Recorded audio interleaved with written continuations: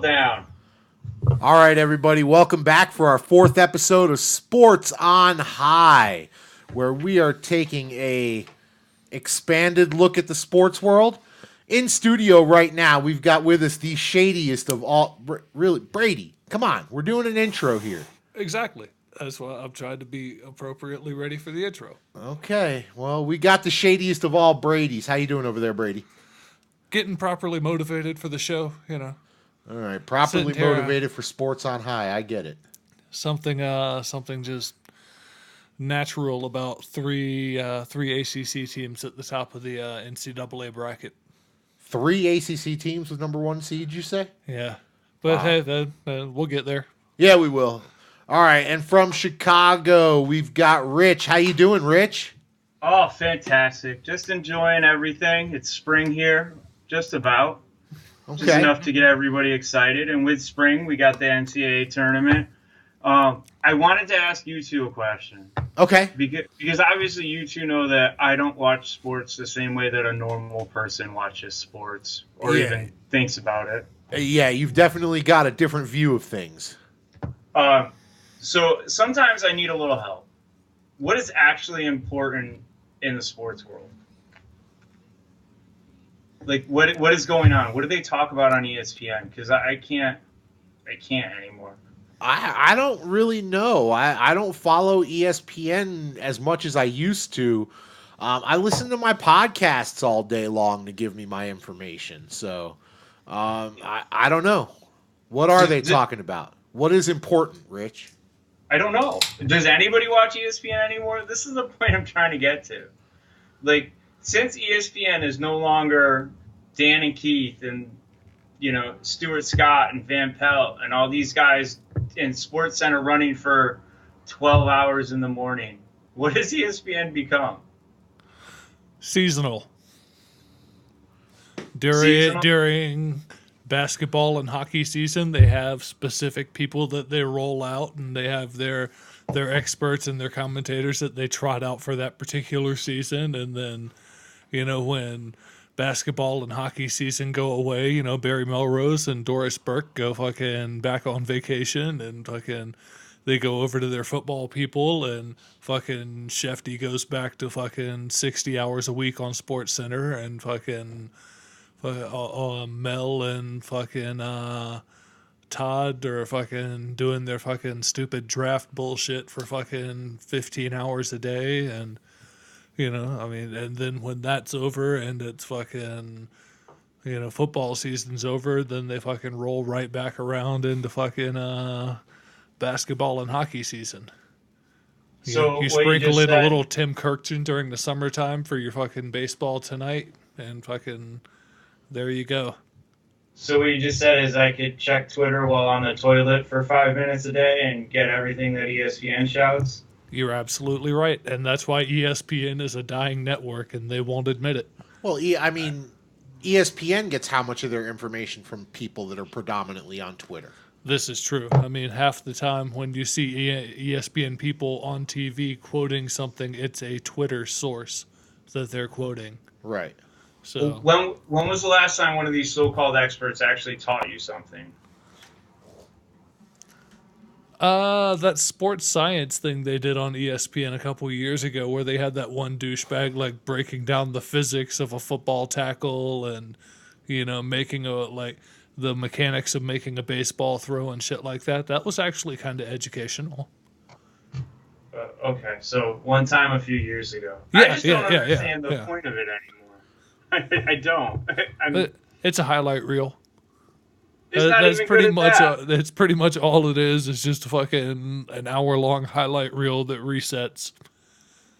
Like, when was the last time Mike Greenberg made a point that was of any substance whatsoever?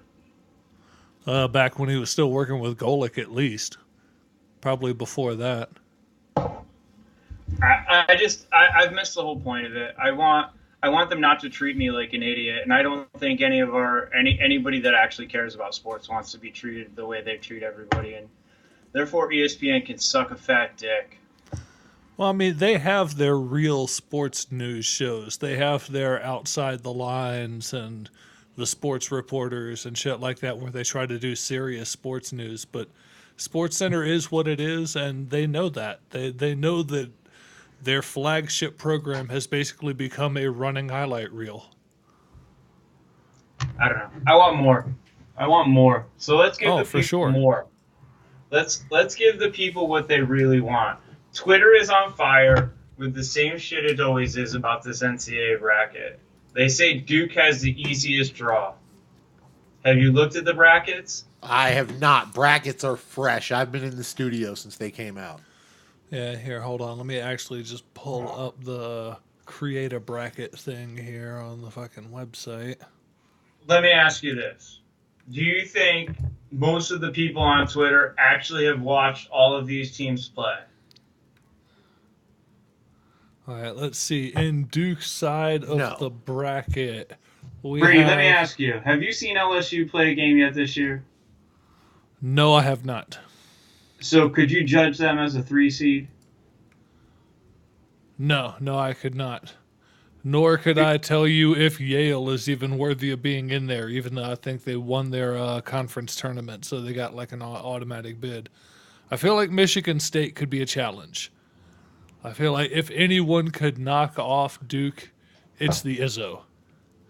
And the Izzo's got a pretty easy run. They've got, Bradley in the first round, either Louisville or Minnesota in the second round. They should mop that game too, so that gets the Michigan State out of the first weekend right there. Let's see, LSU, Yale. I'd have to say LSU in that game. Maryland and some random ass play-in teams. Brady, you're boring the fuck out of everybody. I'm asleep over here. I know. It's fucking. It's a bracket. It's let's boring as fuck. It. It just is. Let's talk about it this way. Duke will walk through until the Sweet 16. Not a big deal. Okay. Virginia Tech's already beat Duke this year. Okay. Yeah, but they LSU? beat him without Zion, so.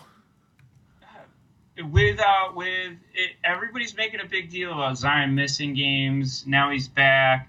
The problem with Duke is nobody with that much NBA talent has won the fucking championship. You're absolutely right, but a 1 seed has never lost in the first fucking round until Virginia choked on a big bag of dicks last year. So, Well, I mean, at either rate, they're going to get a tough game out of LSU or Virginia Tech. Probably LSU, which could beat them. And then Michigan State will definitely beat them. This is an Izzo year. Put Izzo in the Final Four and tell Twitter to shut the fuck up. Yeah. Everybody wants that UNC Duke Final Four matchup, and it's not going to happen. No, it's not going to happen. Yeah. We're getting Izzo is probably coming out of this bracket. He'll probably fucking beat Krzyzewski in the round of 8 to march on to the Final Four. And let's just go ahead and close the East bracket with that right there. Gonzaga, they're going to have a tough game against Marquette if Marquette gets its head out of its ass. Otherwise, they'll have a straight walk all the way down to Michigan, and that's going to be a really good game. Because Gonzaga's got one of the sleepers of the NBA draft. Very true, but Florida State could give them some trouble in the round of 16. That should be an interesting game. If Florida State makes it to the round of 16, Florida State Gonzaga gets very interesting. I think you need to hit that again. Fucking Leonard Hamilton doesn't even know the score of the game most of the time, let alone can actually knock off Mark Few and Gonzaga. We're talking about the same guy that doesn't foul when he's down 4 points with 40 seconds left because he thinks the game is over, like he did last year in his last game. Fucking idiot. That's the guy we're going with? Get out of here. Look, I'm not saying that the coach is the brightest human being in the world. I'm just saying that there is a significant amount of talent on that Florida State team, and that could most definitely give, any team in the fucking tournament a problem, much less, Gonzaga. This is going to be the biggest news of a tournament ever. You're getting Gonzaga, Virginia, The same You teams. have think been it's going to touted go all the time. chalk all the way, like 1s and 2s all the way through? Yeah, it's not even fun. The NCAA sucks this year. I mean, don't get me wrong. The talent level on the 1s and 2s is head and shoulders above even the middling talents. Even like the 5s and 6s are just looking up at the 1s and 2s like, God damn, how are we supposed to play against that? This is So- how you know it's a shitty tournament. Houston is a 3 seed. Have you seen Houston play this year? No. And I'm glad I haven't seen Houston play this year. But I did have a small amount of respect for the fucking people that made the brackets because they gave Murray State a 12 seed. I was afraid they were going to try and give those motherfuckers like an 8 or a 9 seed, and I was going to laugh my ass off. But It would've no, been thankfully better. Murray State's a 12 seed. Yeah, They they could have stink. been even lower, but they did win their conference tournament, and they do have one talented player on their team who can't take jump shots. So, well, You mean Markel Fultz Light, a.k.a. John Morant? That's who you're taking? That's who's got some talent? I was thinking more like Allen Iverson without any jump shot.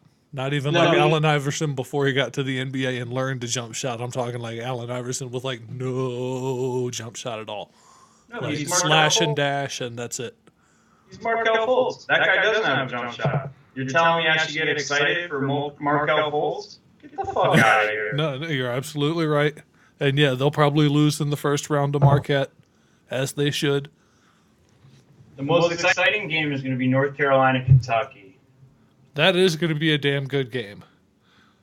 But again, we won't get that until the round of 8 by the looks of it. And we'll be lucky if we Yeah. get that. Because Yeah. I'm not buying Kentucky. Yeah, we might have fucking Carolina, Kentucky in the round of 8 and Duke, Michigan State in the round of 8. Yeah, but So, I Michigan mean- State's going to fucking wipe the floor with Duke. Yeah, but that makes for a very interesting weekend of basketball to have those two games sitting there. Because they won't play those on the same day. They'll make sure to play those on opposite days for rating purposes. But hey, I don't know. I think nobody I think- in the world thought that Virginia was going to fucking lose last year. So, hey, I am not fucking throwing any money into this crapshoot. I don't know why you don't throw money in North Carolina and Virginia right now. Plus 800 and plus 600. To go all the way Yup. just to get to the championship game? No, to win it. Okay. You could bet $100 on Gonzaga, $100 on Carolina, $100 on Virginia. And if any one of those three win, you still come out That's $200 true. ahead. That's true. Yeah. You double it, how much 200 ahead? on each team. What? 200 200 ahead. because you're spending 300 total to make at least 500 back, Yep. assuming one of those three number ones takes down the fucking banner. That's the least amount of money you make for your $300 investment.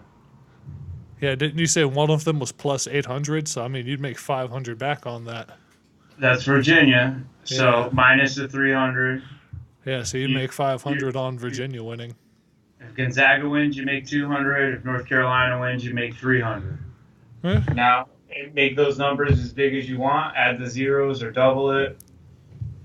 It's basically picking anybody but Duke. Yeah, for sure.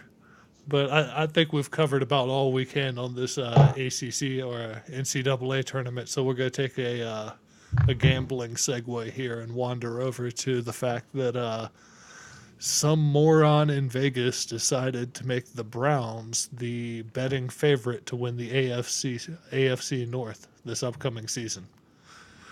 What you got for us, Rich? That's where all the money's going. Doesn't mean it's true. Just means that's where all the money's going. All right, so you're just saying this is a purely financially driven move by Vegas. This has nothing to do with what they expect to happen. This is just them trying to cover all the people who are betting on Cleveland right now. Yeah, it's just a reaction to the market. That's all it is. Because if everybody's betting on the Browns, you need to get money to balance it out in other spots. Yeah. And because everybody's excited about all the weapons they have, and nobody's looking at, well, I don't know, Freddie Kitchens. Yeah, I know. You want to bet on Freddie Kitchens? No. No, John, that dude looks like he just wandered out of the kitchens. You putting your hard-earned money on Freddie Kitchens, John? I can't. No. You putting your money on Baker? No. A guy that, you know, what, a year and a half ago was grabbing his crotch on the sideline at fucking fans? A guy that just last week was the first base coach for the Brewers in a spring training game. Like, get the fuck out of here. You want me to bet on Baker Mayfield and Freddie Kitchens? You can eat a fat dick. So Yeah. why do you think everybody's rushing to make this bet? Because there are a ton of bets coming in for Cleveland right now. Who Because else is in that division? There's no... Listen. The people Ravens? that are No. betting right now are fucking The Steelers? morons. No. You think the Sharps are betting on teams right now? The guys that actually make money?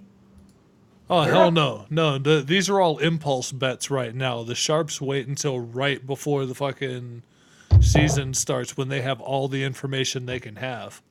They're going to wait till the draft and free agency's done and all this shit. Like, nobody with any fucking brains is betting on this shit right now. It just means it's all nonsense.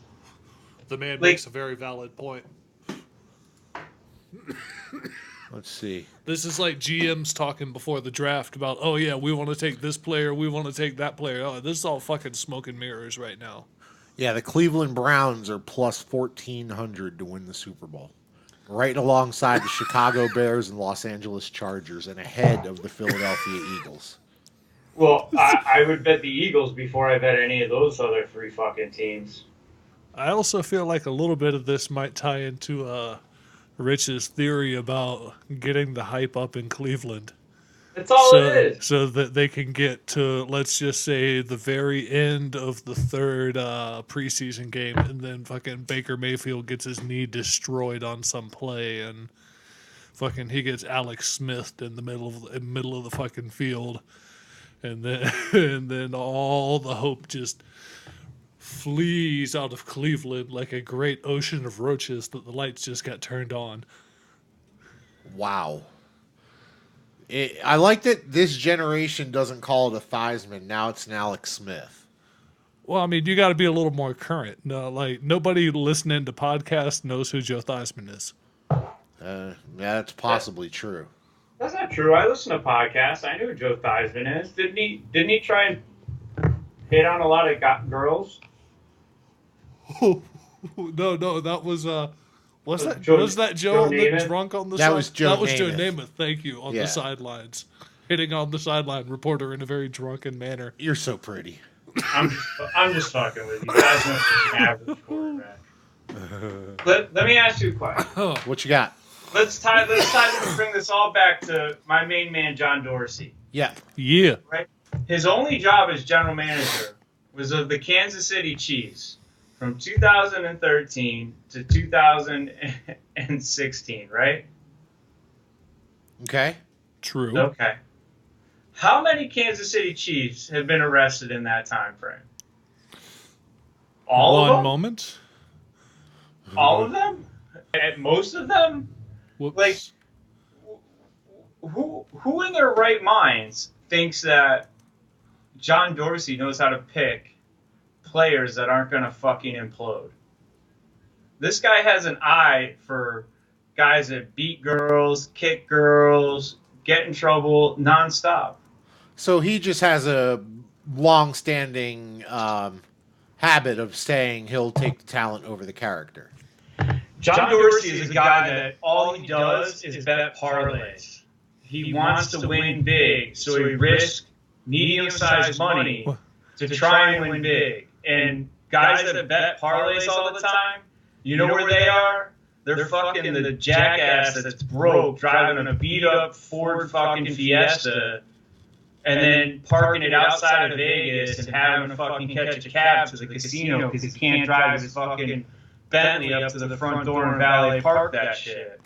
That's So- who John Dorsey is. So what years am I looking for Chiefs arrest? 2013, 2016. Like what? Why is everybody on John Dorsey's nuts right now? Because the guy fucking walked in, had $130 million in cap room that was created by somebody else, as long as dozens of amazing draft picks created by somebody else, and he came in and he Brewster Millions that shit, and he's trying to spend all the fucking money before midnight? Like, what the fuck is going on? And all of a sudden we're praising him for fucking spending all the money irresponsibly? He fucking traded for Olivier Vernon. That contract was a goddamn albatross that nobody actually thought the Giants would ever get out from. And all of a sudden Dorsey's the fucking genius for trading for it? What the fuck are we thinking? Yeah. For those of you at home that don't know, Brewster's Millions is a classic Richard Pryor movie where he has to spend more money than is humanly possible in order to get a big inheritance. I believe it was he had to spend $50 million to inherit $500 million. Oh my! But Lord. he couldn't have anything to show for it. Right, Yeah, he had to he piss it away. He literally had to piss away $50 million before And he have was. nothing. And have nothing to show for it. Classic 80s movies for those kids out there who haven't seen it yet. And that is all John Dorsey is doing right now. He somehow believes that if he spends all the money, he gets way more money in return. So he's spending it, and he's going to have nothing to show for it. Maybe we should call them the Brewster Millions Browns. Maybe. It's certainly going to be an interesting season this year in Cleveland, and this is definitely going to be the case study for your theory as to Cleveland just being the conspiracy with their always being doomed to be bad. Is that the way to put it? They're seeing how much torture they can put a fan base through and still have them be loyal to the team. This is 100%. Like, their over-under is going to be like 9.5 wins. Why? Yeah. They haven't won 9 games in 3 fucking years combined. If they win 9 games this upcoming season, statues will be built. Fucking new names will be added to the Ring of Honor when motherfuckers are on like their second year with the team. So what's the number of unacceptable wins in Cleveland? What's the number that's going to have the fan base mad with the talent that they have? Is it 6? What's going to make them mad? Not making the playoffs. Rich, so back to your previous point about Kansas City arrests. Sorry it took so long to actually find the facts on this one, but from 2013, we'll even back it up to 2012 through 2017. You're really only looking at 1, 2, 3, 4, 5, 6, 7 total arrests that time. Only 7 total In a 4-year span. I mean, That's it? that's nowhere. Oh, sorry. 8. And are we total counting arrests in a 4-year span? Are we counting Tyreek Hill in this 8?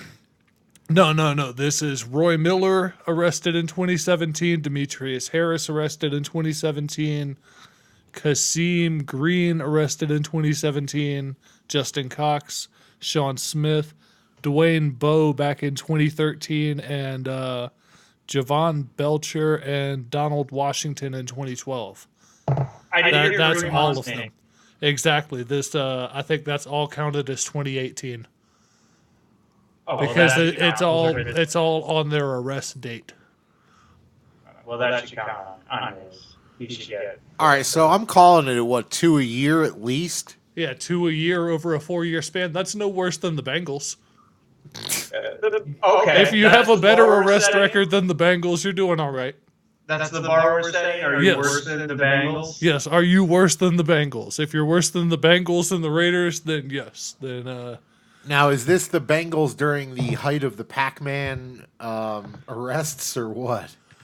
I mean, dude, you kind of have to make Pac-Man his own category because, I mean, that dude was arrested like 4 times in one season. And that's not even a whole year. That's like one football season from week 1 to week 17. He was arrested like 4 times. Right. And I think 3 of them were just riding around smoking weed. Am I the only person that's not shocked that Dorsey hasn't traded for crab legs yet? It's coming. Just give it a minute. What he's got a quarterback though. What's he gonna have? Crab legs backing up, man. Mayfield. Yeah. Get out of here. That'd be the greatest thing. Or bring back Johnny Manziel. God. No, Johnny's gonna go play in the F. If you didn't hear that, Johnny Manziel signed a contract with the AAF. Yeah. He's playing for Memphis, but can we get Manziel or famous Jameis Crablegs Winston as the backup in Cleveland? Nah, Jameis is gonna have a big year down in Tampa this year. Yeah, no Fitz magic to hold his hand. It's either sink or swim this year. Nah, it ain't even that. He's got Bruce Arians. He's got an air-it-out coach with an air-it-out quarterback. I have a question. This is true. Does Jameis have an arm? He did in college? But no one's ever questioned his distance. It's just a matter of his accuracy. Well, I think he might be referring to the shoulder injuries from this year. Yeah. Yes. Can he throw the ball in an Arians offense? Does he have the patience? Because that's like, the old Mike Martz. You need to fucking pat the ball 3 times and then fucking chuck it. Yeah, you gotta make your reads. Huh. Well, we know he can't do that. He can't make his read. And does he have the arm to throw the ball 50 yards down the field? I think Jameis has a big year. Okay. Interesting. Who are their receivers? Mike Evans and Chris Godwin. Are you telling me the loss of Adam Humphries is going to be devastating? No, I'm saying they don't. You take Adam Humphries and Deshaun Jackson off the team. I'm not telling you that's a loss. I'm just saying, okay, but what do you, not that you need a big time receiver, but like they have a big time receiver, Mike Evans.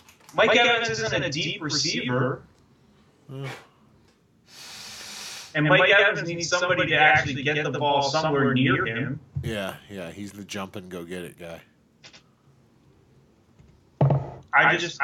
Nothing in Tampa makes any sense. Yeah. This is true. But it's Tampa. So the more things change, the more they stay the same is what I'm hearing? Yes. Yes! It's absurd. Well, if that's the case, they're going to be in for a really long, miserable season in Cleveland with all that talent. Yeah. So I mean, Miami's got a better chance than fucking... Yeah, Miami made a decent quarterback play today. Yeah, they did. They signed Ryan Fitzpatrick. Oh, they're headed straight for 7-9, no doubt. Squarely in the middle of Jeff Fisherville. I'll tell you what, the Bills, the Jets, and the Dolphins are all starting to, beat each other up over there for second place. How dare you lump the Bills in with those other two? Oh, my apologies. At least we have a head coach that makes sense and understands how to coach football. You do have the best coach of all of them. That is true. Even though Gase has coached 2/3 of them. Like, is there any more of an unassuming head coach than Adam Gase? Like, every time I think about the Jets, it takes me like 10 minutes before I go, oh shit, Adam Gase is their head coach? Is he any good? It's a valid question. He didn't appear that way in Miami. And for everybody who's really excited about Le'Veon Bell, wasn't he a running back killer? Gase, yeah. Yeah, so Gase is the least running back friendly head coach we've ever seen. Yeah. But Le'Veon does catch a lot out of the backfield, so I mean, well, that's good. If you're going to be a professional coach, you got to be adaptable to your players. That's good because their quarterback sucks. He can't really throw the ball very far, and showed that he doesn't like throwing the deep ball. Yeah, exactly. So he now has a safety valve right there, fucking 2 yards off to his left or right, depending on whatever play they're running. There's Le'Veon Bell waiting to fucking take the ball 3 yards for you. Yeah. Hey, John, let's play our game. Okay. Would you let that guy watch your kids? I would absolutely not let this that guy? watch Oh, hell my no. kids. Now, do we let get me to ask ask? you Do I another get to wait until he sobers up to let him watch my kids, or what? Let me ask you another question. Okay. Could you see Adam Gase wearing a priest outfit? Oh my God, that's creepy. He looks like the priest from The Sopranos. Oh God, he kind of does with the hair island up front there. Oh yeah. Yeah. All right. We got to pull this up. We need to get Adam Gates a baseball cap. The man looks much less creepy in a baseball cap. I'm just saying, like, I think he might be a priest. Look at that. Adam Gase on The Sopranos. Ding. Trying to sleep with Tony Soprano's wife. Yeah, that's the one. Yep. That dirty, dirty priest. Yeah, that's who I think Adam Gase is. Like, if Adam Gase was a priest in Boston in the mid '90s, I'm pretty sure we'd have seen him in the movie Spotlight. Wow. Yes. Yes, absolutely. Yes. Some poor little altar boy crying in the shadows, trying to get his story out for the cameras.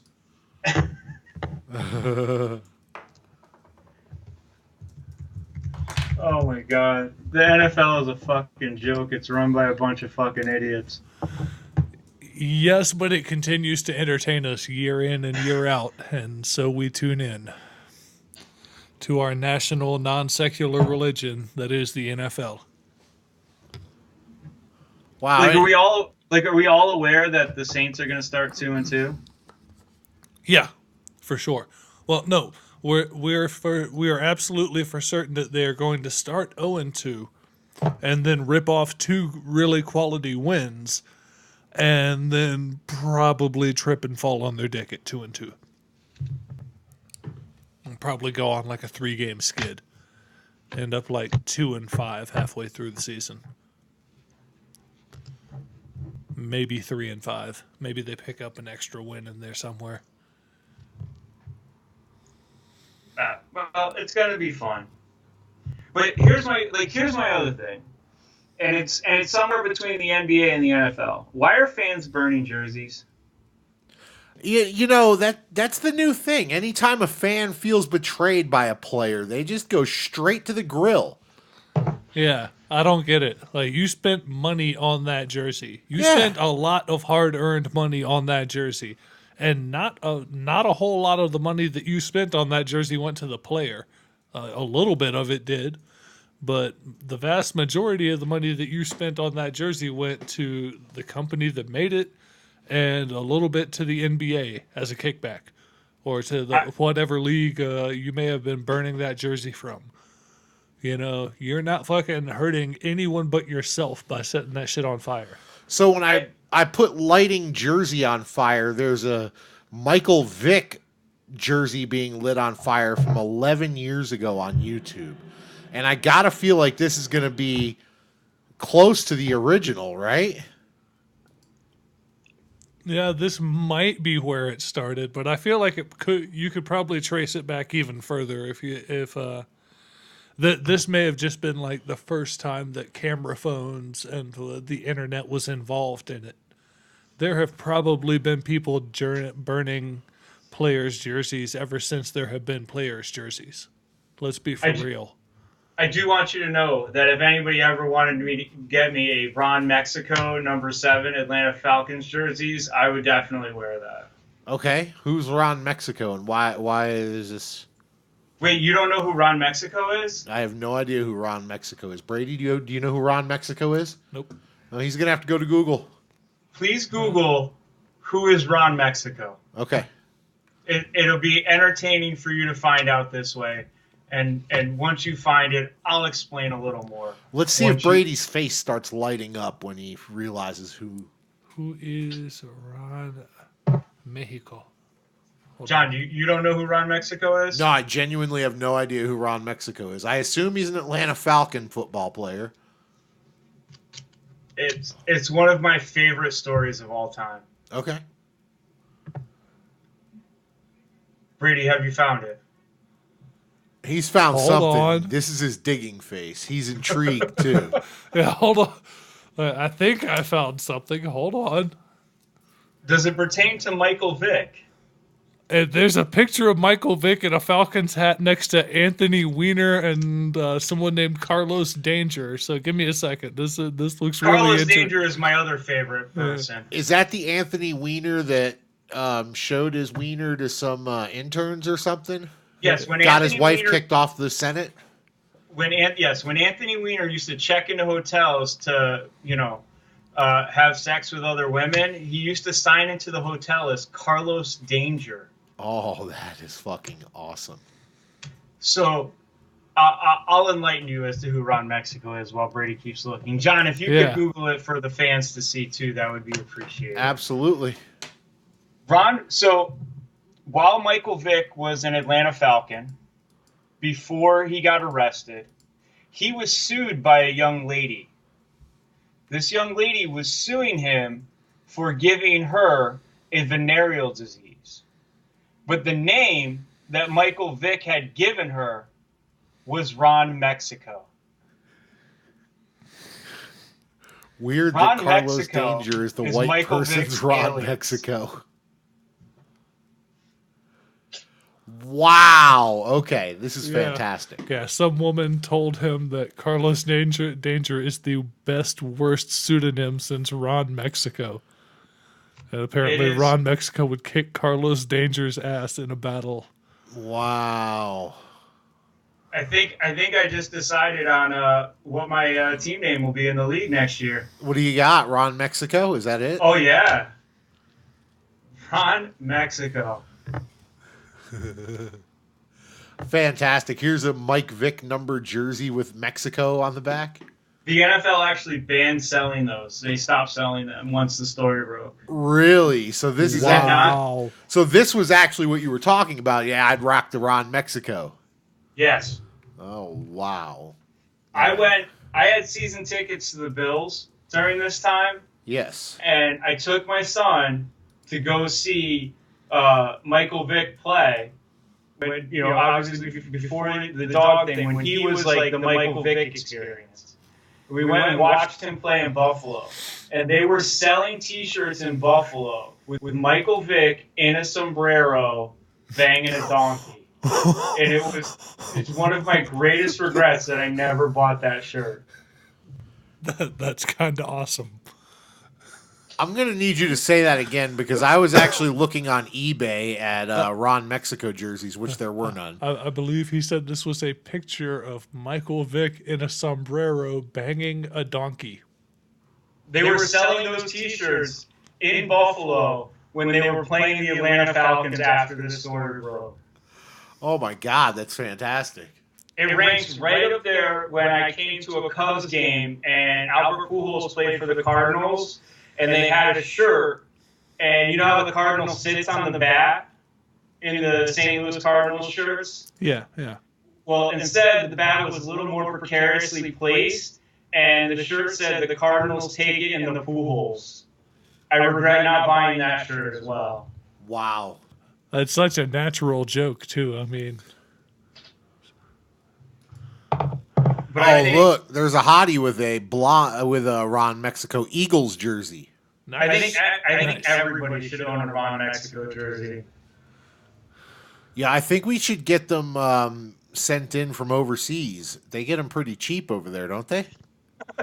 Oh, yeah. There was no Ron Mexico jersey on eBay? I didn't. No, not one Ron Mexico jersey. Oh, we could make a fortune. Let's just get T-shirts made. Vic, a sombrero, Mexico on the back, and the number 7. Vic, sombrero, and 7. Yep. No, nothing. That would have been amazing if eBay had just been like, oh, you're looking for this, and pulled up one of those T-shirts. But no.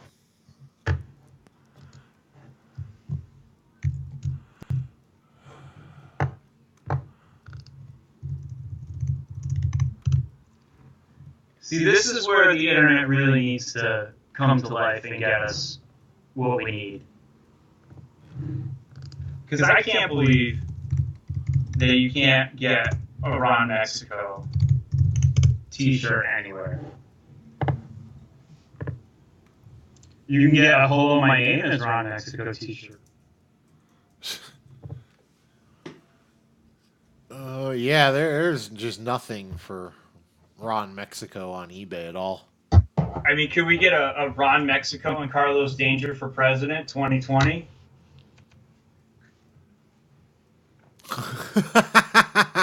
That would be a pretty epic ticket. Hey, I think man, a lot of people could get behind that.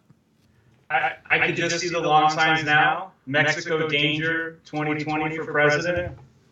Wow. Too soon? Nah. Wow.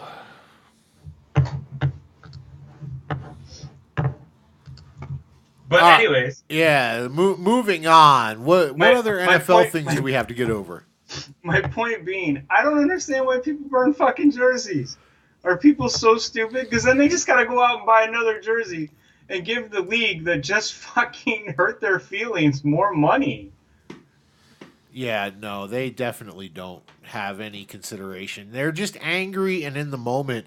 And you know what? I honestly think in today's society, they're wanting to get hits, so they want to get views on their videos, so they're burning them as fast as possible too. You know what they should do if they really want to piss off the NFL and these players? What's that? Give their jerseys to fucking send them over to Africa and have some of the warlords rocking their fucking jerseys of the players they don't like. That'll actually send a bad message. Don't they already have the Super Bowl loser jerseys over there and shirts and shit? Yeah. I was going to say, or isn't there like a tribe of African kids out there with fucking Patriots 19-0 Super Bowl champs t-shirts?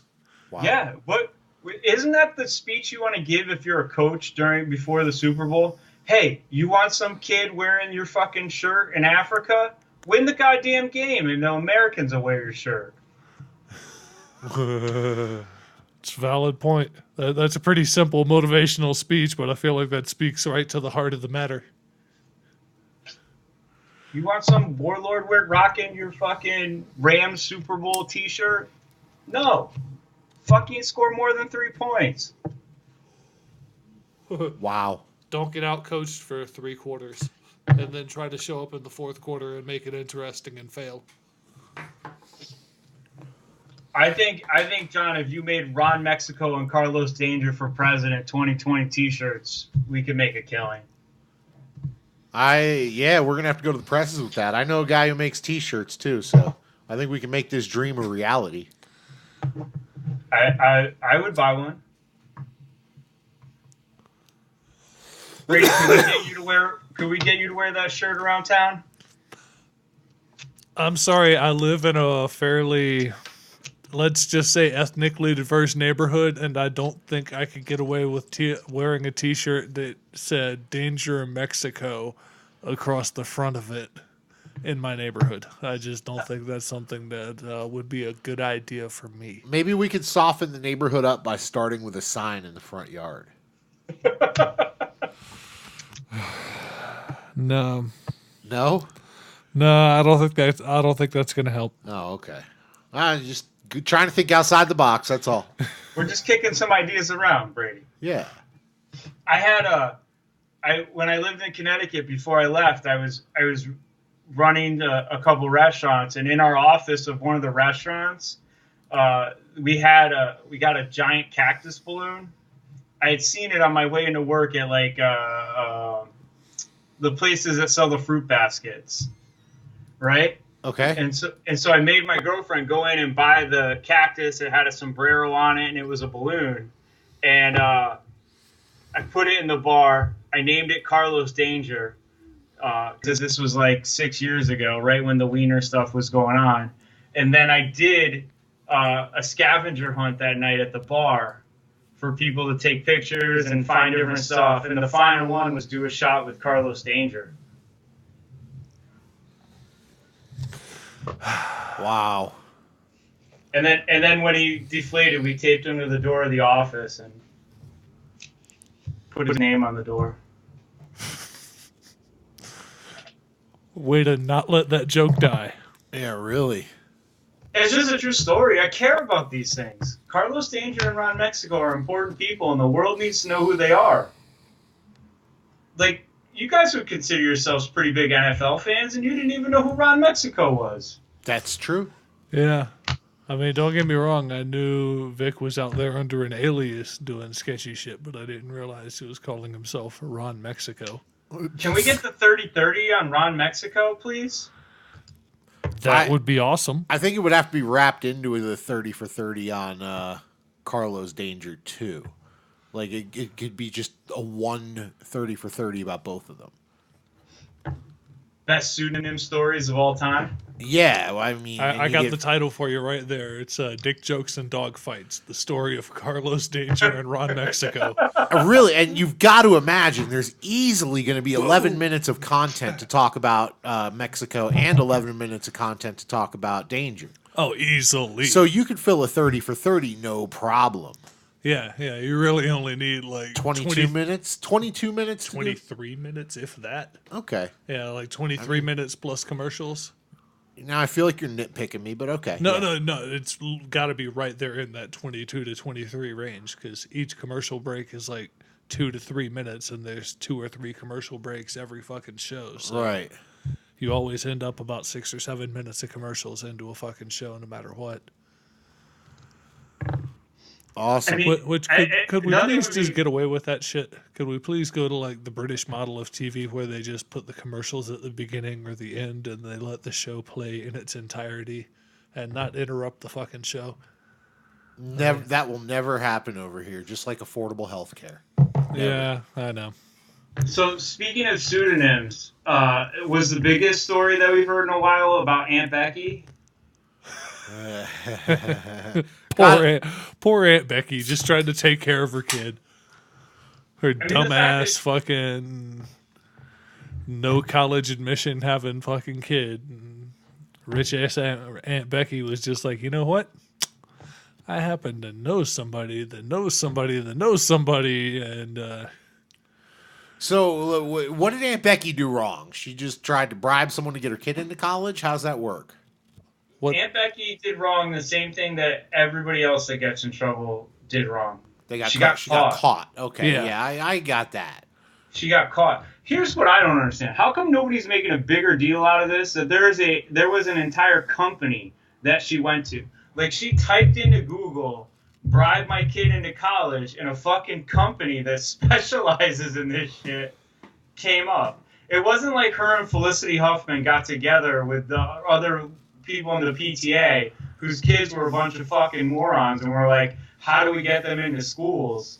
No, they fucking typed into Google how to, bribe my kid into college, and there's a fucking company that does this for them. Wow. Yeah, made all the arrangements, hooked them up with the right coaches, put them on all the right high-profile athletic programs to get scholarships for, like tennis and sailing and fuck, I forget what the other one was, but yeah, it was like literally like a list of the whitest sports you could ever think of getting a fucking scholarship for.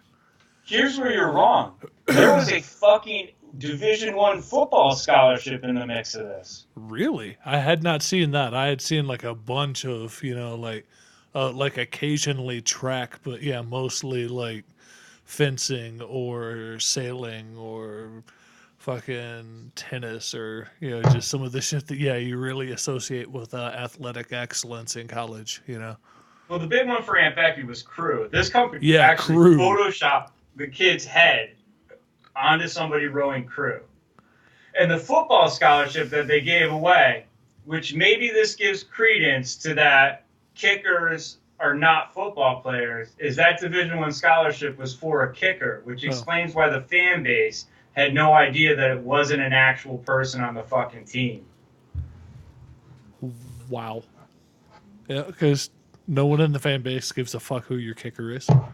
Because if a Division I football school gave away a linebacker scholarship to somebody who wasn't on the team and didn't look like a linebacker, everybody'd be like, what the fuck is this?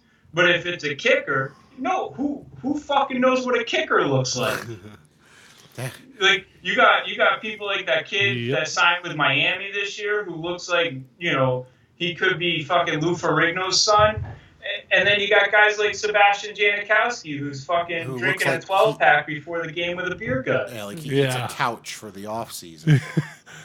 God bless Janikowski. Just stay out there. Just stay out there swilling beers and kicking footballs. Please, for the love of God. We need that. All us fat bastards in the world need Janikowski out there fucking helping us look good. Janikowski's great. He should be a national treasure. Is Janikowski done now, or is he still going to play in, where was he, Seattle, right? Yeah, I think he's still in Seattle. God, I hope he plays. I hope he just ices that groin with half a 30 rack and then drinks the other half. That would make me so happy. I'm pretty sure from the 2000 draft, him and Brady have got to be two of the only people left playing, right? I can't imagine that there's anybody left from that draft. Yeah. Yeah. Where the hell is my search bar for ESPN? There it is. Yeah. Sorry, I'm trying to look up Brady's Janikowski's on the mend, contract so- status. Before we move on, was there any other NFL stories you wanted to discuss, Rich? Well, I don't want to run away from this Aunt Becky story just yet. Oh, Aunt Becky. So I've been trying to wrap my head around like why people are so upset. Like I get it. Somebody bribed to get their kid into school, right? That's what everybody's upset about, that other more deserving kids didn't get the spot and that they paid for their kid to get in, right? Yes.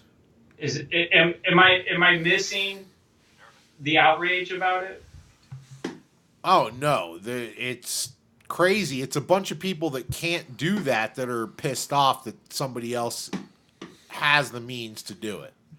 So am I missing like why they're not upset at people that can afford SAT tutors, or that if somebody's deserving to get into school, that athletes automatically have a lower bar to clear because they're bringing some sort of added value to the school?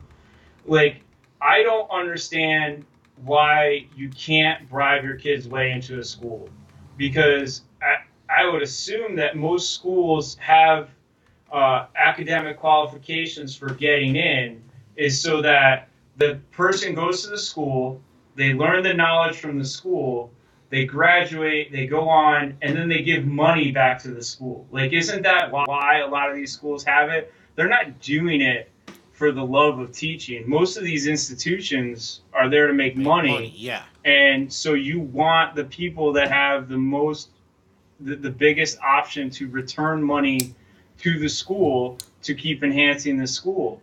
So why wouldn't you let people bribe their kids into school? Because obviously they have money and the school's going to give it back. Why are we upset at the schools?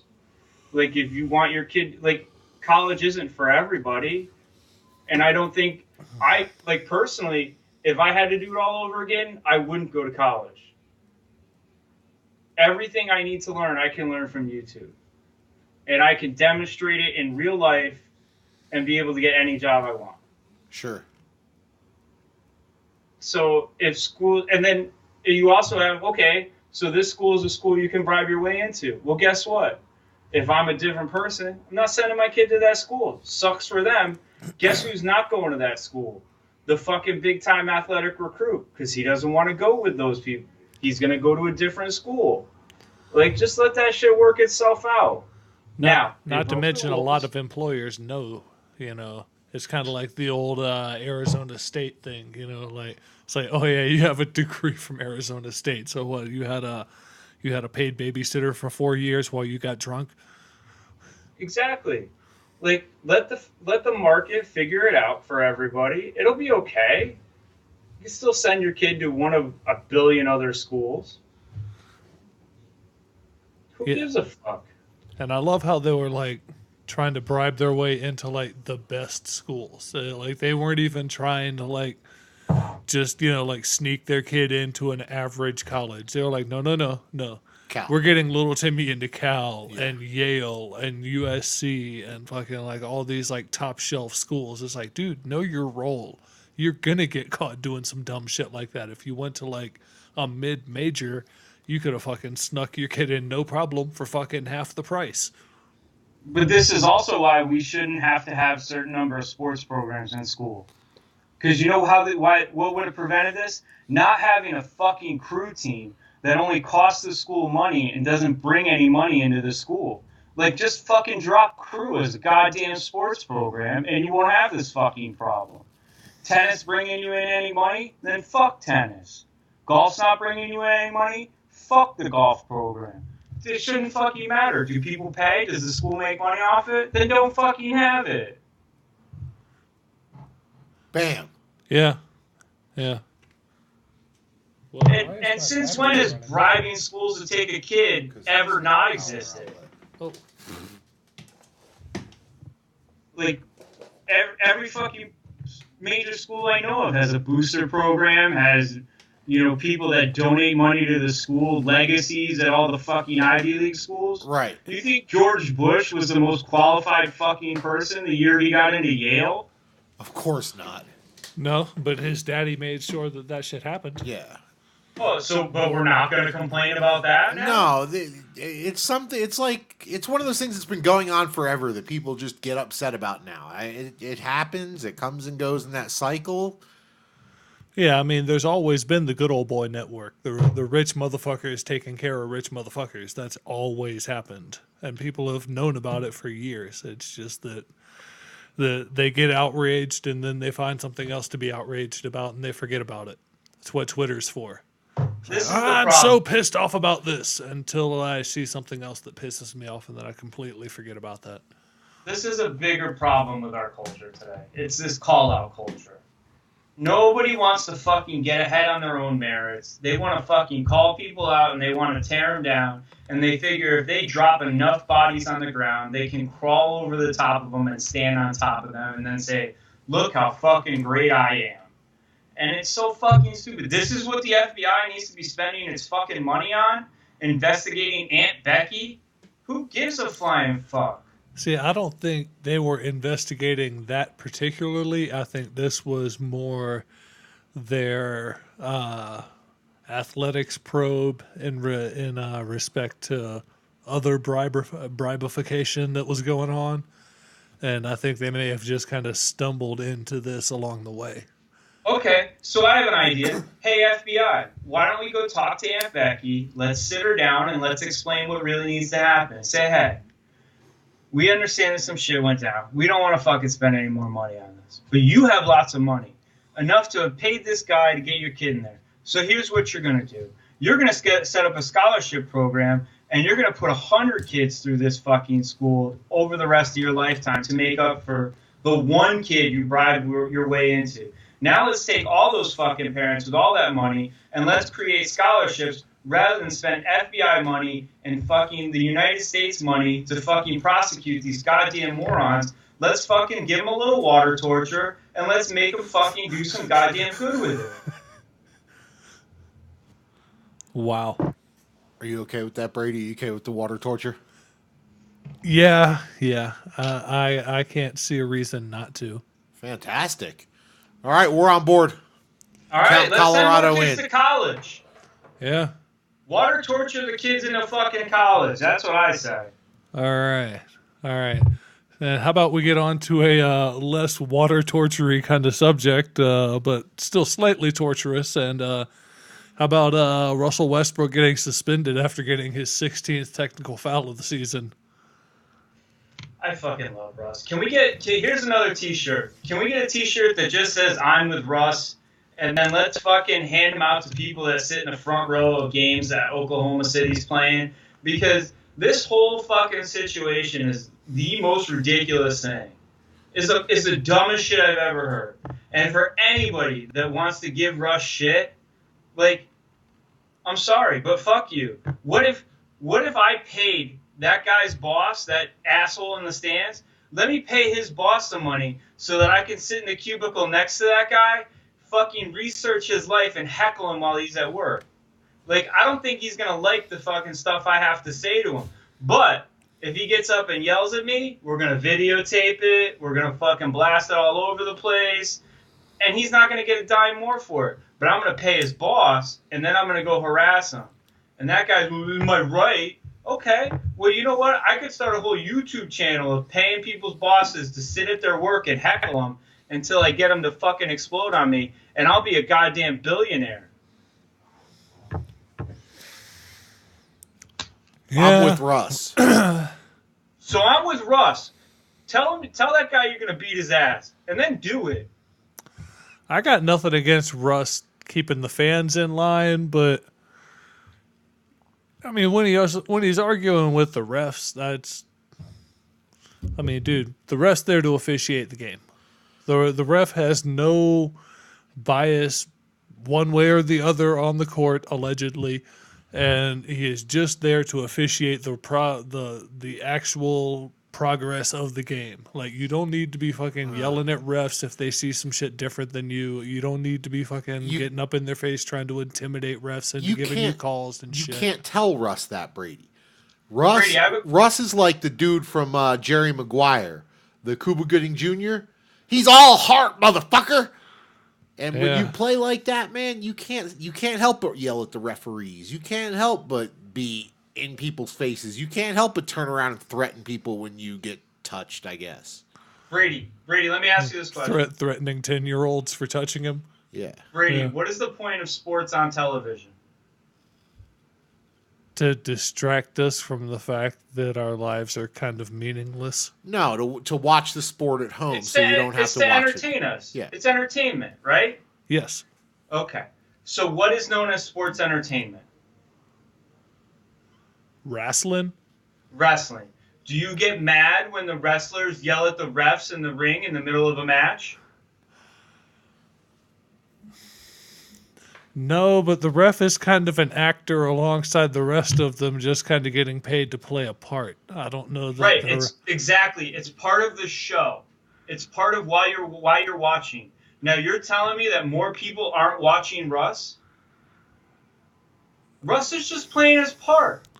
I hear you. He is their heel. He is their look at me bad guy in the league. What is this whole sportsmanship? Not fucking everybody gets along and swaps jerseys and we write each other letters. Like, Russ is entertaining us. I'm with Russ. Well, we got it with you. You're clearly with Russ. Yeah. Like, let Russ be Russ. So, hey, what else has been going on in the NBA, Rich? What do people need to be paying attention to? Nothing. The fact that the Celtics are still going to win the Eastern Conference. I mean, don't get me wrong. They're not bad off in the standings. They're sitting there right smack in that 4-5 spot still. So, I mean, they may not host a first round series, but they'll be right there competing with someone for it. Yeah, like, still sitting in that 5 spot. Like, the things that matter are like what we talked about last week with Cuban and how well he played that trade. Like, Cuban's going to get a top 5 fucking draft pick. And he fucking got the Rookie of the Year. Like, can we talk about how fucking genius Mark Cuban is? And he got Kristaps Porzingis. He sat him out so that they would get to this point. He's letting Dirk fucking shine, and Dirk, he's not going to win you any games at this point. He's letting Dirk go out on his horse. Like, can we talk about how I guarantee you people are going to want to play for Mark Cuban going forward because of how well he does? Like, Mark Cuban is understanding the business of this. He's giving his fans what they want. They want to see Dirk and celebrate. Dirk's like the goddamn fucking mayor of Dallas. Yeah, he could pretty much walk into any political space he wanted to in the greater Dallas metroplex and fucking just probably shoot. In the words of what our illustrious Cheetah commander in Cheetah, I could walk out in the middle of Fifth Avenue and shoot someone and nobody would say a thing. Wow. So I feel like Dirk is about in that status in Dallas. Like he could walk out in the middle of a Dallas street and shoot someone and people would just be like, "Oh, is that Dirk over there? What's up, Dirk? What's up, Dirk?" And just turn around and walk the other way. Like wow. they wouldn't see a damn thing. I mean, the biggest question for me is which is the dumber of the two franchises? Is it Cleveland or Phoenix? Which one of those idiots is going to get the second pick and is going to take John Morant and have him turn out to be fucking useless? I'm gonna say Phoenix. Is that perfect to stick alongside Devin Booker and DeAndre Ayton, Dragon Bender, and then throw in John Morant and just have 4 years of the worst fucking draft picks ever? That would be a pretty horrible team. Is DeAndre Ayton not good? I thought DeAndre Ayton was pretty good. He's probably good. He's just not first pick overall good. Oh, okay. You know, he probably should have gone in the middle of the first round instead of first overall. Interesting. You know, all right. You know the movie that came out earlier this year called Den of Thieves? Yes. It had like a ton of big name actors. And the guy that was like seventh build on there. Like, that's DeAndre Ayton. He's like Terry Crews of the Expendables. The Jean-Claude Van Damme of the Expendables, the seventh guy down the line. Yeah, that's who DeAndre Ayton is. Like, that's who you fucking spent the number one draft pick on. Yeah. You spent it on the seventh guy from the Expendables. Yeah, you spent it on Jean-Claude Van Damme. Wow. Like, get the fuck out of here. You got Van Dammed. Like, is Terry Crews good? Yeah, Terry Crews is great. Sure. He's fantastic. He can play the fifth lead on a 30-minute sitcom called Brooklyn Nine-Nine, and everybody say how great he is. Hey, That's who he DeAndre was Ayton great is. as President Camacho. He was Yeah. fantastic as President Camacho. And his story's great, and he's a great human being. But as far as an actor, like, he's, you know, your fifth or seventh guy. And yes, And that's who the fucking. I mean, Josh Jackson. How about that one? There's your 5 last draft picks for the fucking Phoenix Suns. wow. Yeah. They have definitely been reaching. I mean, but is that worse than Anthony Bennett as the 1-1? Like, is that Cleveland? That we're going to give Cleveland a pass on that? I think Cleveland's history drafting has spoken for itself. Yeah, let's just say that Cleveland has gotten it right twice now in my lifetime. That's about right. You're talking about LeBron and then Kyrie. Yeah. With their 2 number 1 picks that they did right. Yeah. And the rest of the time, yeah, it's kind of been a stank fest. Like, do we think there's any chance that the NBA doesn't rig the lottery so that the Knicks or the Lakers get the number 1 pick? I hope to God the Knicks or the Lakers get the number 1 pick. Dude, yeah, if the Lakers fall down into the lottery zone, which is what, anything worse than like 12th best in the league at And the they're end? throwing the kitchen sink at it. They really are. They are trying to suck a dick at this point. The Lakers are really, really trying to suck a dick Right. as quickly and efficiently as possible. Fucking, How much oh do you my think it would- god. Yeah. If the Knicks or the Lakers don't end up with fucking the Dookie, then I don't know who the fuck didn't do their job. Like, How much do you somebody think in it the would- league office fucked up. How much do you think it would cost us to get LeBron just one time, to wear a shirt that said, "I'm tanking for Zion"? Are you trying to break the internet, Rich? Like, would that not be the, like, what if Maybe what not if even LeBron, tanking for Zion, but just a shirt, like with his blazer on over it, but a shirt underneath that says "Let's go Zion," and it's done up in like Duke colors.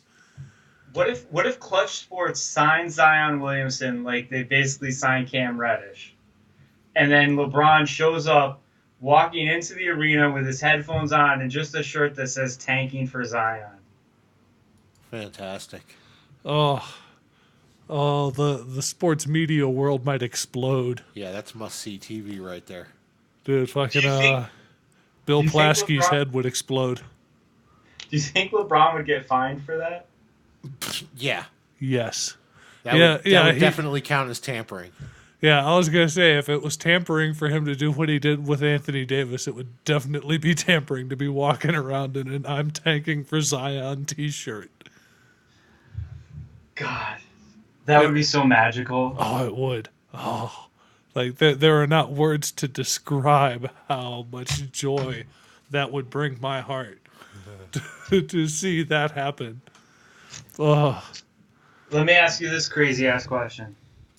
What if the Pelicans got the #1 overall pick? oh God, Zion and Anthony Davis on the same team? Does Anthony Davis re-sign with the Pelicans? No. I feel like that well is tainted at this point. Is it? You don't pull a power move on your management and then just try to smooth things over with here, I'm sorry cake and fucking, try to go back to work. He's made his opinions of that franchise quite clear, and honestly, his opinions aren't wrong on that franchise.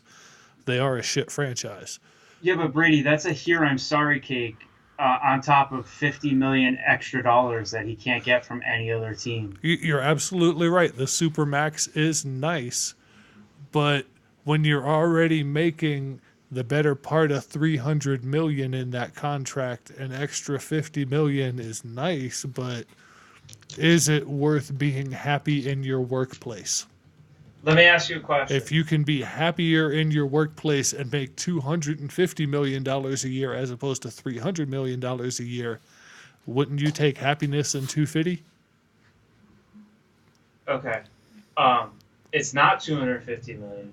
If he signs at $250 million, let's say it's more like $200 million versus $250 million. Yeah, that's right? fair. That's fair. But still, the player gets half money. of that. The player gets half of that. Yeah. So it's $100 million, $125 million. Yep. Just $25 million extra dollars. I think that's a lot. It's a damn decent amount of money, but you're already making $100 million that year. Like not over the next 10 years. Yeah. Yeah, I mean, that's like they're 5 trying to extra make years. every dollar they can because they've been preached to since they were 3 years old that their career span is going to be so short that you need to do everything you can to make every dollar you can. They got to get it on the front end because they are literally one blown Achilles or one torn ACL from their market value getting cut in half minimum. And Anthony Davis is injury prone. Exactly. He's a big man. He's going to have big man issues over time. We're talking bad ankles, bad knees, bad back. Bad eyebrows. Yeah, but hey, the eyebrows ain't that bad. I mean, if he wants to rock it, let him rock it. What was the name of the dad in American Pie? Like, what if his eyebrows turn into that and he can't see? Oh God, the Eugene Levy's character. Yeah. What if he ends up with Eugene Levy eyebrows and he's crippled? Wow, we are all over some '90s movies today. We got fucking, we got American Pie. We got Idiocracy for our President Camacho Terry Crews reference earlier. Fucking, and if you haven't seen Idiocracy, please go watch it because it's scary real nowadays. Holy shit! Like that movie gets way too close to the truth. We're living Idiocracy. Right yes, so you're telling me there's a 0% chance the Pelicans get the #1 draft pick, they don't keep Anthony Davis? No, I'm not saying a 0% chance. I just think Anthony Davis has done a lot to kind of piss in people's cornflakes in New Orleans, for lack of a better term. And I don't know if there's any. Maybe Zion makes that all better. I don't know. But I feel like Anthony Davis has made his position on that franchise clear. And $50 million would be nice, but do you want to have to take that $50 million with someone and be looking over your shoulder the whole time? Because apparently, it's not the best run organization. You don't necessarily know if they've got your best interest in mind. All right, let me ask you this, both of you. Yeah. What team do you actually want to see Zion go to? I'd like to see him go to the Knicks because I can't help but think that a healthy Knicks team is great for the NBA. Yeah, and not to mention you've got the Nets sort of resurgence in the last year or two. The Nets are actually looking good and young. So if you could have a good Knicks team and a good Nets team, that's nothing but good for the NBA. You know where I want to see him go? Where? Sacramento. Oh, Why do you want to see him go to Sacramento? Because I want to see a starting lineup of Marvin Bagley, De'Aaron Fox, Buddy Hield, Zion Williams, and then insert big-time free agent. You tell me that's not going to be the most fucking exciting team to watch? It would be a lot of fun. yeah. There's a lot of energy on that team. There's a lot of youth, a lot of talent. The question is, again, do you would have to find the right free agent to come in there because you have no closers on that team. Maybe Zion becomes your closer, but yeah, Buddy Hield's not your closer. De'Aaron Fox is the real fucking deal. You think so? Do you I mean, remember he's young. him I haven't seen him play a lot. I think I've seen him play like twice. I remember watching him against Lonzo Ball in the NCAA tournament, and he fucking went into that game with only one thing in mind. I am going to fucking embarrass this person. That And was he his did. mentality when he was in college, and he fucking embarrassed the shit out of him. He made that dude cry for his mommy. And when they actually lost, he was pissed the fuck off. And that's the type of dude that has that closer mentality. Stick Jimmy Butler on that fucking team next year. And tell me I was they gonna don't say want... you put someone with a Jimmy Butler mentality on there, you get what Stephen A. Smith would call a dog on that team, and you might have something there. I'm just saying you're gonna need somebody with that hardcore mindset to kind of keep all the youngsters in line. I'm just saying. They're going to be fucking... Okay, how about this? What if KD just went to Sacramento next year? That'd be interesting. It'd be a short move for him. He's only like an hour or two away. Yeah, north, right? Yeah, Wait, so you said north you and wanted east, to- really. You said they needed a closer. Who's not... Like, Yeah, KD's... that's not a bad idea. You put KD on that team with Zion and the rest of those pieces. Nah, All man. of a sudden, Sacramento ain't looking bad.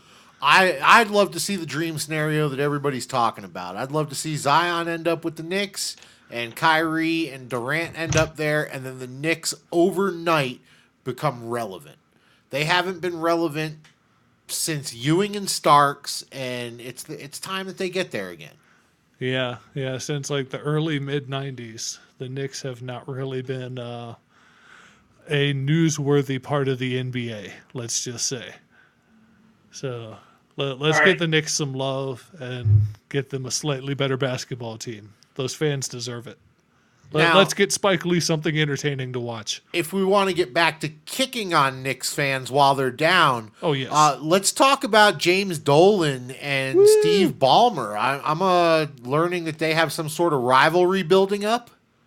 So, yeah, this all stems from the fact that James Dolan owns the Forum in L.A., where the Lakers used to play, the L.A. Forum. Okay, James Dolan owns that? Yes. Okay. Damn, he owns James that Dolan and is- MSG? Holy shit. James Dolan is big into owning arenas. Like, he's the one that is building and paying for the arena where the Seattle hockey team is going. Okay. Like, he's the one, he's very, very intricate in that whole ordeal. He's the one that's going to own, be a big owner in that arena. And he's got his band JD and the Straight Shot, and they go around, they tour, and they actually make a lot of money. Which is So- really sad because I've heard some of the music and it's not really very good. So careful, you're probably banned now from MSG for life. James Dolan can suck the sweatiest part of my balls. Oh, I he's- would just like that on record and out there for the public. You're definitely banned from MSG for life, Brady. Don't even try. So James Good. Dolan owns the Forum. Jeannie Buss might still run the Forum, but before she took over from her brother, like as she was coming up, she was responsible for running the Forum, like booking all the and have a relationship. Obviously, the Forum means a lot to the Lakers because that's where they used to play before they moved to the Staples Center. Steve Ballmer owns the Clippers, who play at the Staples Center, but are actually the third leasee on the tenant, meaning that the Lakers The and Kings. who's The the other Kings? team? That Yeah, plays the there? Kings. The Kings Yeah. are leased. The Lakers are leasing number 1. The Kings are leasing number 2, and the Clippers are leasing number 3. Which means they get third pick of dates. They get third tit at everything when it comes to the Staples Center. So clearly, that's not good for Ballmer. It's not good for Clippers. And Ballmer wants to have them play somewhere else, right? Yeah, I mean, he's building them a nice, shiny, new fucking $100 billion fucking, monument to fucking industrial gluttony over there in L.A. somewhere. Well, the somewhere is the crux of this story. So Ballmer quietly bought the land across the road from the Forum. And he did it in a way that the guy that owned it had told James Dolan he wouldn't sell it to anybody who was going to build an arena across the road from the Forum. Ballmer got this done because Ballmer is the shit. Ballmer going to build a bigger, better arena across from where all the big-time musical acts play in LA that James Dolan owns, and I doubt they're all going to continue to play there when there's a fancy new arena across the road. Wow. So James Dolan, Jeannie Buss, and everybody that has financial investment in the Forum is clearly not happy with Ballmer fucking with everybody. And so the emails from inside of Dolan and Jeannie Buss and everybody bitching about this, it came out that they refer to Steve Ballmer as Balls with a Z. Because they're so fucking condescending when they talk about him. So now they're going to go to court over all of it because Ballmer is pissing off Dolan and the Lakers all at the same time. Good for him. Wow. And I think it's fantastic because I don't think James Dolan is going to win this one. I don't think he is either. Because I'm pretty sure Ballmer's got more cash. I think Ballmer's smarter than all of them put together. It comes down to what kind of agreement did he have with the guy who owned the property across the street from the Forum? Was it a handshake and a wink and a nod kind of agreement? Was it a written down, both parties signed it kind of agreement? Was it a legally binding, signed in front of a notary, in a boardroom kind of fucking unless it's zoned, agreement? Unless it's zoned for business or something and there's a zoning issue. Once you buy the property, can't you do with it what you feel like doing with it? Like, who would Ballmer owe an explanation to if he built it and just said, fuck you? No damn body. Okay. As long as it was zoned for that from the city. That was a person-to-person agreement between the owner of one piece of property and the owner of another piece of property. Yeah. That was not transferable over to Steve Ballmer's in any way. Right. Fucking, there's no reason for him to have to abide by that. And this leads me to this. Why don't we have the NBA making a fucking reality TV show out of this? And are we going to get the Clippers versus the Knicks on Christmas Day in MSG and have James Dolan fucking ban Steve Ballmer from attending the game? Oh my God. Banhammer.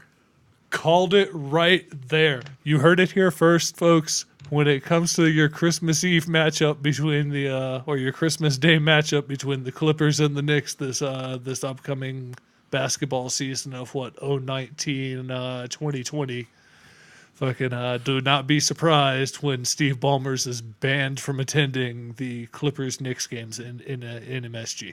Bolo, be on the lookout for Rich's crazy prediction.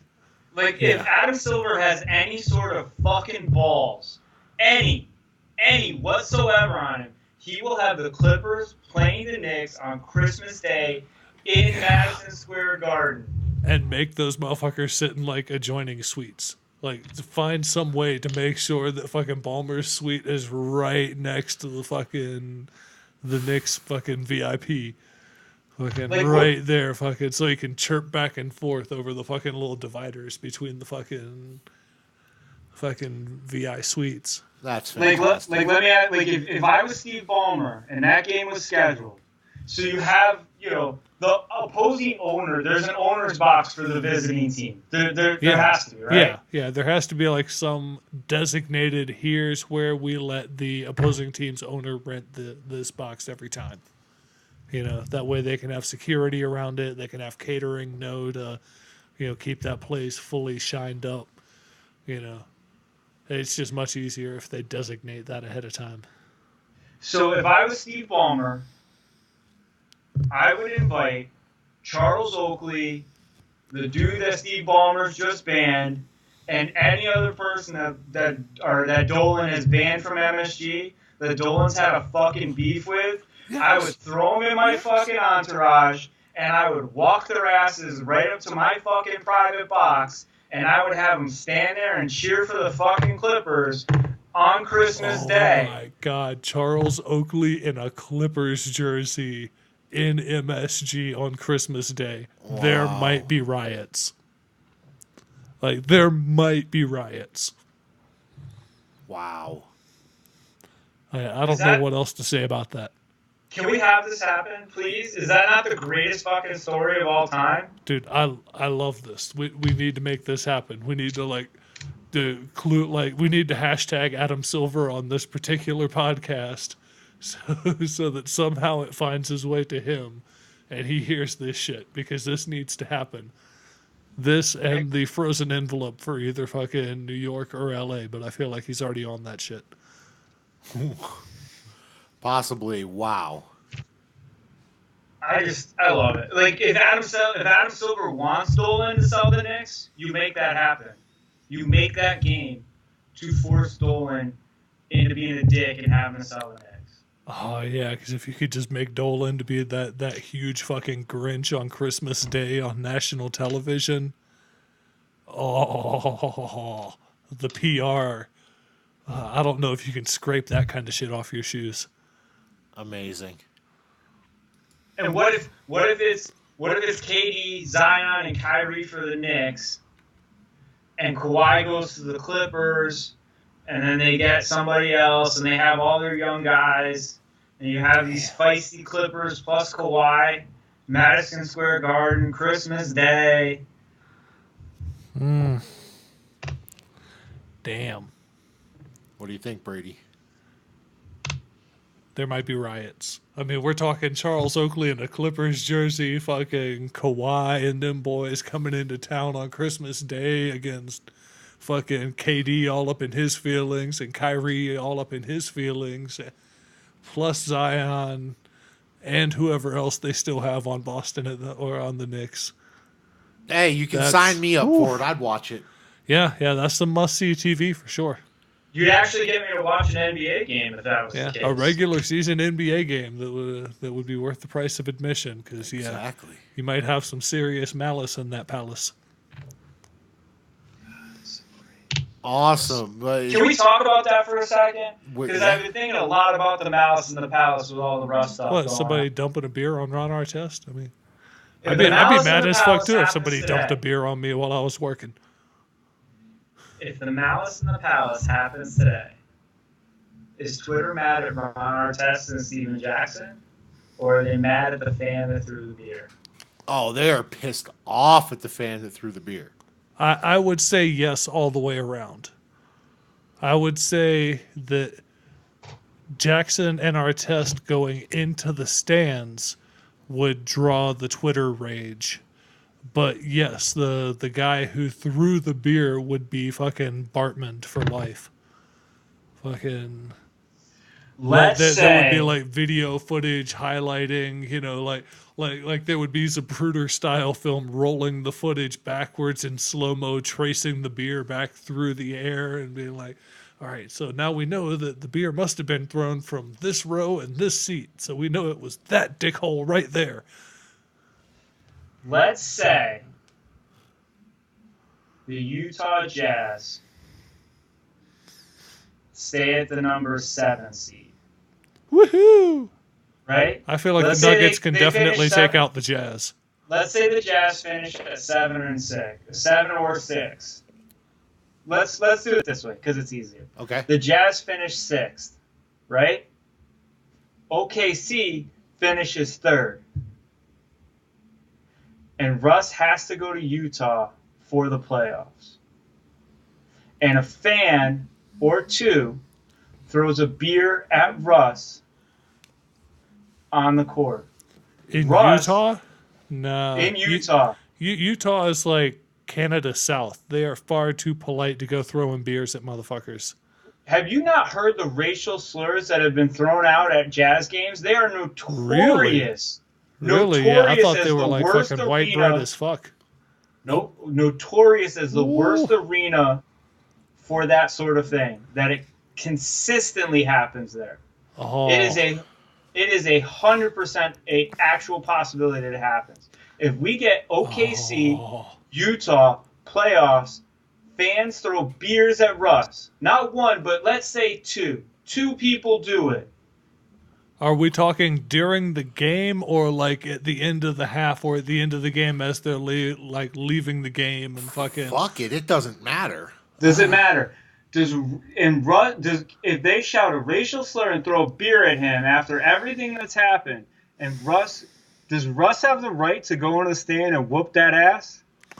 Russ is going to have the support of everybody in the NBA, just like he does right now. That's for sure. Yeah, I feel like there would still be a riot, but at the very end of it, no one would be pointing fingers at Russ. Like this would be one where everyone would be on the fan.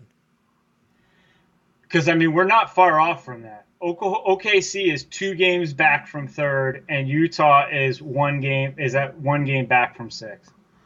Yep, this is true. Let's do it. Yeah, I mean, don't get me wrong. I'd like to see the Jazz in the 7 spot, and fucking, I feel like the Nuggets could whoop up on the Jazz in the first round. That would make me happy personally, just to make sure that my team had a nice, easy path into the second round of the playoffs. But if that's not going to be the case, then hey, let's at least get some real drama out of this shit. Let's get fucking Russ in Utah.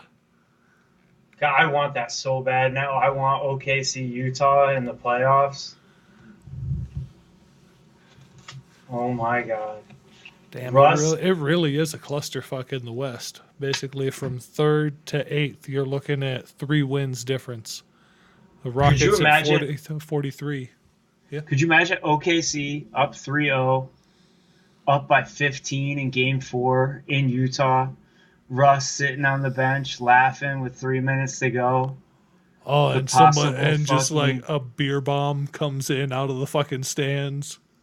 Like a fucking full 16-ounce plastic cup of beer just comes magically arcing in out of the stands and doesn't even hit him in the head, like hits him in the shoulder and just explodes all over his face. Wow. Like, is there any doubt that Russ thinks twice about it? Or does he just fucking jump, turn around, step on that seat, and go fucking He's full gone. bore? Gone. Like he's hunting at that point. Like, and I honestly wouldn't blame him. Yeah. God, we need this. Yeah. How do I bet on this to happen? You got to find one Probably really this- sketchy bookie that's Yeah. willing to give you personal odds on that shit. You're not getting a casino to take odds on that. Like, is it like? But am I crazy to think that this is almost a certainty to happen because that would be the best story? No. An OKC Utah first round matchup. No, there have been a lot of rumblings that Russ is close to boiling over, and Utah is just a dream scenario to make it happen. And it gives the league a chance to kind of crack down in retrospect after it happens on, let's just say, less than admirable fan behavior. Like if OKC plays Utah, I would bet on Russ taking 50 shots a game. Yeah, Wouldn't surprise me. And what's he going to make? 15 of them? Maybe. Maybe He's 20. Maybe 20. He's gonna go out there with he's gonna go out there with that fucking Conan the Barbarian mentality of like, we are going to fucking hear the lamentations of your women. So crush your enemies, to see them driven before you, and to hear the lamentations of the women. There's your really old movie reference for you right there. We went 90s and then we went all the way back to, I think, like 79 for Conan the Barbarian there. Jesus. But is there a better line than, like, is there a nicer way of saying we're gonna fucking rape your women in a movie? Like, That is still one of the gotta be top 25 all-time movie quotes of what is best in life. And there's still a certain population of people that will automatically spout out that quote. like how come You just nobody ask him bitches about that? Whatever. I have no idea. John, have Good. we gone way too far off the rails now? We're pretty far off the rails. We're getting close to wrap up time. What any big issues you wanted to talk about still, Rich? No, we covered Russ. I love Russ. He's my new favorite. Is he up there with Tiger in your love list, or? Oh yeah, it's like Russ, Tiger, T.O. Those are my guys. T.O., that's what. Yeah. I'm a big T.O. supporter. Okay. Like, there's nothing better than that's my quarterback. Get your popcorn ready and a good driveway workout. Quarterback, man! Doing crunches in the driveway. Like, was there a better press conference than T.O. in his driveway, fucking looking like he's got 1% body fat and just fucking doing a jailhouse workout? Yeah, I was going to say, he looked like if you had just, like, cut and pasted everything around him out and just put prison yard around him, it would have looked perfectly natural. Like But he's one of the top 5 greatest wide receivers of all time. This is true. He didn't drop shit. He ran excellent routes. I don't know. He definitely had some alligator arms every now and then. Stop it. That guy played in the Super Bowl with a broken leg and was the MVP of that game. I'm not denying that statement. I'm just saying if you look back at the totality of his career, you'll see one or two moments where he definitely did the smart thing and saw the big-ass linebacker coming the other way and the ball coming towards him and decided to say, maybe I'm not going to catch that one. Like, I still think, no matter, just even though the Patriots won that Super Bowl, T.O. should have been the MVP of that game. Absolutely. He fucking dominated that game. He was an amazing presence on the field on one fucking leg. And if he didn't have a sissy of a quarterback, the Eagles win that game. You're probably right. But he was on the losing side, and you've seen what? In 53, 54 Super Bowls now, I think they've had like 2 MVPs from the losing team. Just one. Yeah, might have only been one.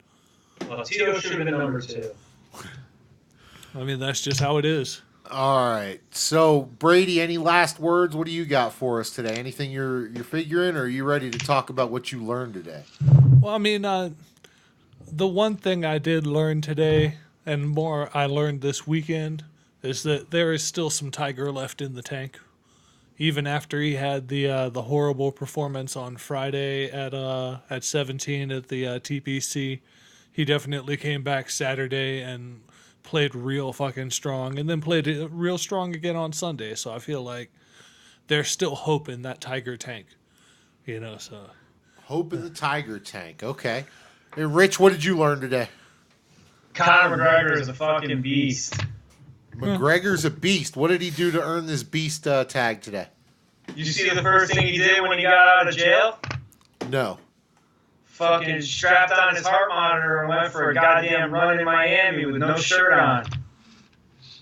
I assume still wearing like suit pants and dress shoes. Nah, he threw on some shorts and some sneakers and strapped his heart monitor around and was like, fuck it, I'm going to get a run in. Hey, this Miami is beautiful down there. Wow.